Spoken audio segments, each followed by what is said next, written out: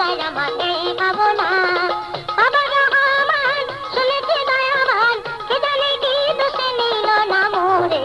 জিয়ারত করতাম গিয়া বাবার দরবারে দিদার মাগিতাম গিয়া বাবার মাজারে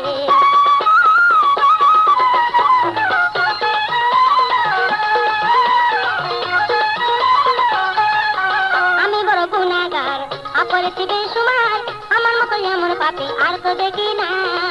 আমি বড় গুনাহগার পাপ করেছি বেসুমার আমার মতো এমন পাপী আর তো দেখি না